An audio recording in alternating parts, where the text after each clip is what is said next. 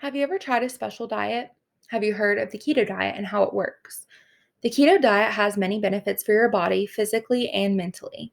Dieting can be hard, however, in order to maintain a healthy lifestyle, some sort of diet is typically needed. I've been using the keto diet on and off for a few years now, and I've done quite a bit of research on the diet itself. In this speech, I hope to broaden the knowledge and understanding of the keto diet, what it does, how it works, and how to use it in daily life. What exactly is the keto diet? It's a low carb, high fat diet. On October the 22nd, 2020, Rudy Maurer wrote in an article for Healthline that it involves drastically reducing the carbohydrate intake and replacing it with fat. This reduction in carbs puts your body into a metabolic state called ketosis. Basically, the body burns fat for energy rather than just burning the carbs that you eat on a daily basis. Mahler also states that it turns fat into ketones in the liver, which can supply energy for the brain, as well as ketogenic diets can cause significant reductions in blood sugar and insulin levels, which actually is pretty amazing for somebody who is diabetic and can't have sugars, and it causes them, to have the high blood sugar. This diet can help them get past that in their life. It affects the body in a couple of good ways. It is stated in Medical News Today by Ann Goddard on January the 7th of 2020 that there are quite a few benefits from the keto diet. The diet can support weight loss, improve acne, reduce the risks of certain cancers, and it also helps reduce seizures and can aid in relieving the side effects of polycystic ovarian syndrome. PCOS can be aided by improving the weight, hormonal balance, and ratios of LH and FSH, as well as levels of fasting insulin. For those of you who don't know, PCOS is basically a disorder that women can have, and this causes infertility. It can cause abnormal hair growth. It can cause imbalances of hormones, such as pH balances, as well as causing different things to happen, missing a period or having a period for too long. So this diet can also help with that. It can also affect your body in a pretty bad way as well, a couple of different ways. Number one would be the keto flu, which I have personally had myself a few times when I've started back to keto. The keto flu is basically a constipation, headache, nausea, and vomiting.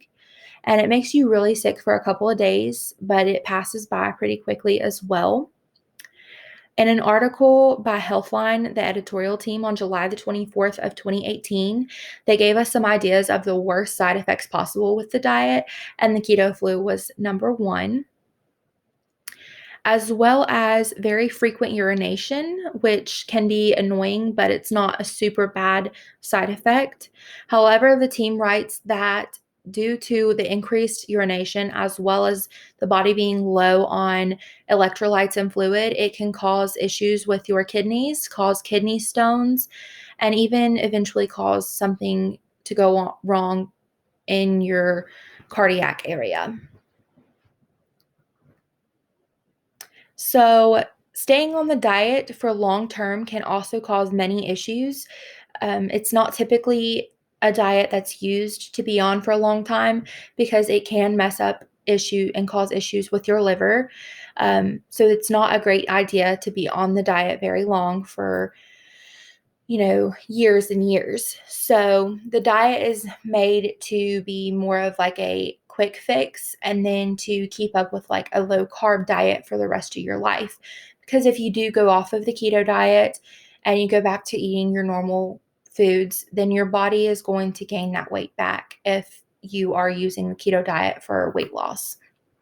So it's best to maintain a lower carb diet and still eat carbs because your body does need certain carbohydrates. What foods can you eat with low carb and ketogenic diet? A lot of the foods that you can have would include meat.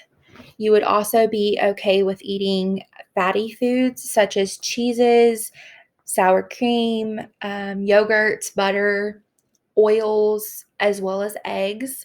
And you can pretty much have any vegetable that you could possibly want.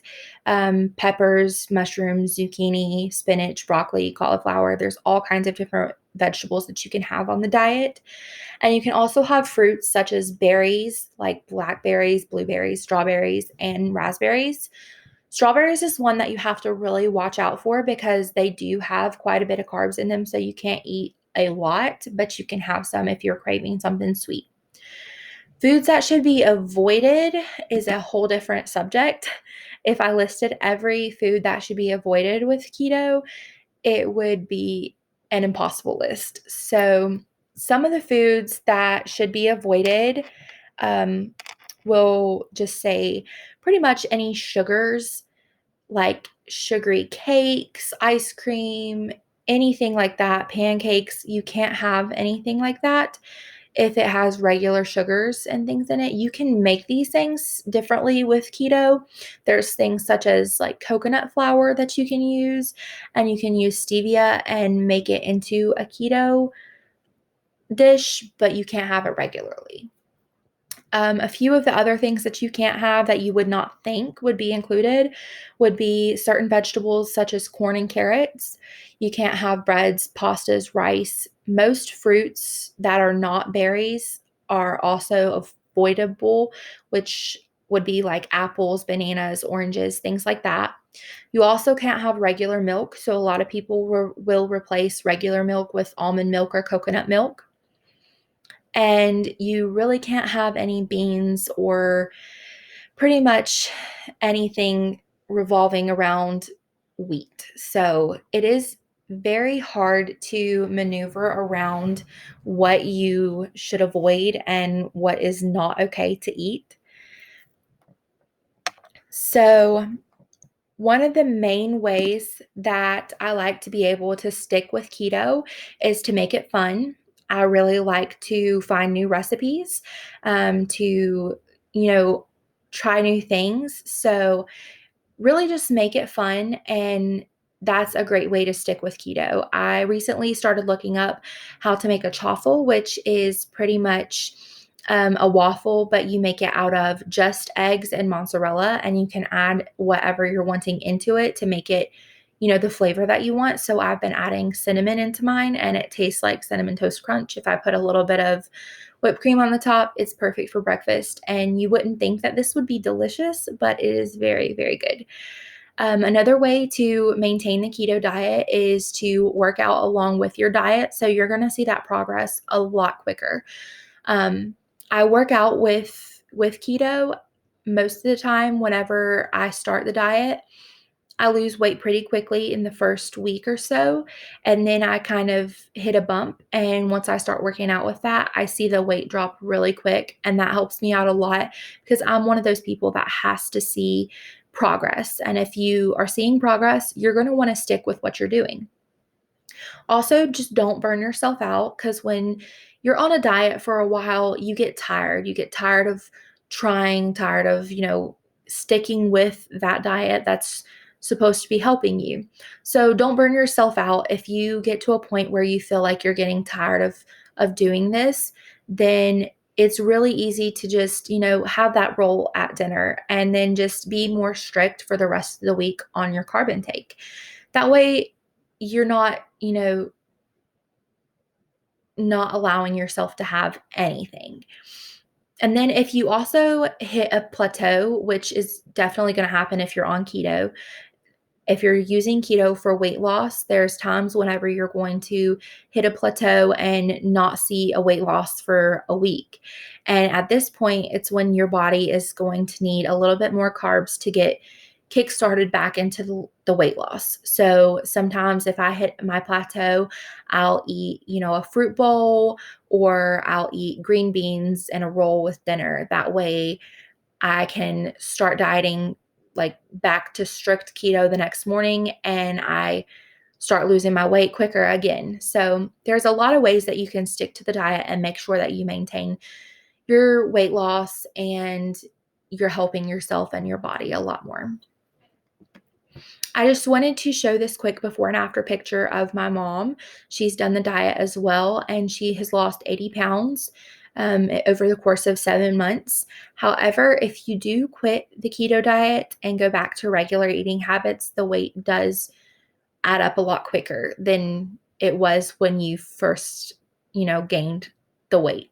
So whenever she quit her keto diet, she did gain her weight back, not all of it, but I would say probably a little over half.